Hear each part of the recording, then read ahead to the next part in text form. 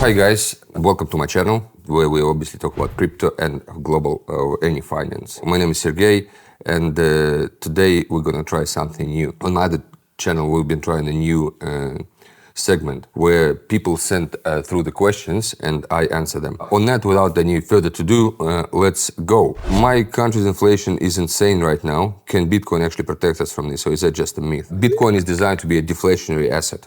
So what does it mean? It means that as time goes on, the purchasing power of one Bitcoin actually increases as opposed to decreasing, like it is with any currency in the world, which is counterintuitive. We haven't seen it before, but it's definitely is deflationary. And now you might have heard the number 21 million, and that's what everyone is talking about. Actually, last week everyone was talking about that the most important number in human existence is actually 21 million, which is the total maximum number of Bitcoins that can be mined. And because of that, it's actually getting harder and harder to mine a Bitcoin. Because of that, Bitcoin is deflationary, because as more people find out about it, as more organizations and governments start to use it, there's less and less Bitcoin available, and therefore the price of Bitcoin should go up, and it actually does. And if you look at history, and if you look at every year since Bitcoin formation, we actually had Bitcoin as a unit buy more and more and more and more goods, which is crazy. I mean, to tell the truth, Bitcoin is a definite great hedge against any type of inflation. It's a lot better than, say, even property, right? And with the countries, if you look at history, with countries where hyperinflation set in, people were rushing to buy anything, right? Anything that could be sold later, and to protect themselves against inflation, Bitcoin is just such an asset. So yeah, if your country's inflation is through the roof, I suggest you look into Bitcoin to protect yourself against that. I think El Salvador is actually doing that, and people in El Salvador actually understand that and do it and live with it every day. So look into that. But definitely Bitcoin is a safe haven against inflation. It's a hedge against inflation effect. Do you think stablecoins could ever replace local currencies in places where economies are collapsing or bad? I really do think so, right? It's just simple.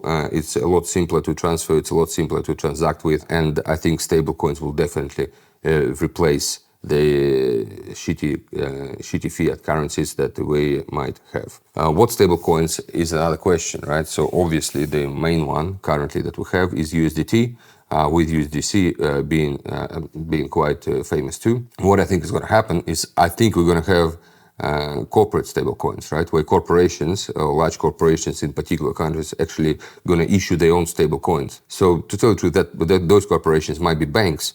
And we already had that in our history, in our combined human history, right? Where private organizations or private banks actually issued money. I think in Hong Kong, actually, if you live in Hong Kong or if you've been to Hong Kong, you'd notice that design of their currency is different. So you can have a $100 note and another $100 note, and it's going to be issued by two different organizations. One issue is HSBC.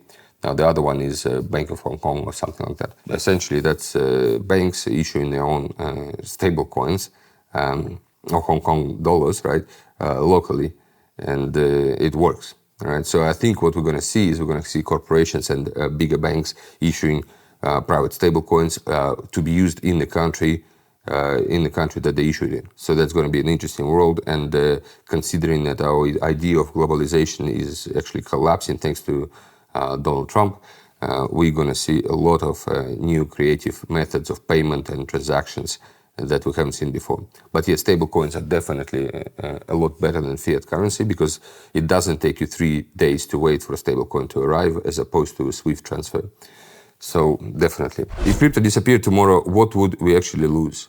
Well, to tell you the truth, we're definitely going to lose freedom and opportunity to choose our own path in freedom, or to choose an alternative to the banker and to the financial sector and governments that are trying to control us even further. So thank God for crypto and crypto forever. And for those of you that are new to this, well, you should definitely start educating yourself about what it is and what it entails, because I mean, crypto is definitely here to stay, and it will definitely not disappear tomorrow. If it does, though, I'm sure people and humanity will come up with something really cool, or just as cool, or even better, to deal with the crazy and zealous bankers that are trying to basically control every aspect of our lives. Do you think people will really be earning in crypto like they do in fiat, or is it just for influencers and tech folks? Definitely, and I'm doing everything possible for people to start earning in crypto. It is very convenient and a lot easier to earn in crypto. I've been saying a lot about it in my videos previously, is that I actually do believe in crypto wages, and I've been doing everything possible for the past 10 years to make sure that happens as soon as possible. I'll give an example, and usually I give that example to when we talk about crypto wages. What you can do is you can do continuous wage in crypto, using crypto. You cannot do it you cannot do such an instrument with fiat money. What you can do is this: you start work at 9 a.m. or something, 9:15 you check your wallet and you already have 15 minutes of your wage settled in your account. If that happens, that is going to be a crazy new world, because the money, speed of money is going to be a lot faster than it is now, and it's going to be absolutely wonderful. So definitely I do think that crypto wages will happen, and definitely it's something that we should look towards and be ready for. Do you think we're heading towards mass adoption anytime soon, or is it another bear market coming? To tell the truth, I think we are in a bear market, but it would not stop mass adoption though, because currently mass adoption is happening through different channels as it did in the past. But to tell the truth, I think we have reached a critical mass of people in crypto, where, you know, like somebody knows at least somebody else that has done or has heard of someone doing something in crypto, and therefore, like, mass adoption is imminent. We would not be able to stop it now. Meanwhile, yeah, bear market is apparent, and unfortunately, and once again, I'm really upset about it, where we think that crypto is supposed to be a hedge against global trends in finance and pricing or prices. It seems to be a very bad hedge, where correlation between crypto prices and crypto market is definitely closer to +1 than -1, which is definitely not a good hedge. Hopefully, sometime people will realize that crypto is definitely a good hedge, and it will behave as a hedge would, but currently it doesn't. So yeah. Now on that, guys, it's been very cool. I hope you like this new segment. Do send your questions through in a specialized Telegram posts and other channels. We're still trying to work out which ones we're going to use. But nonetheless, do subscribe to my Telegram, and we're going to have we're going to have posts there that would actually be marked as Ask to Earn segments. So on that, I wish everyone all the best. Subscribe and share this video. All the best. Thank you.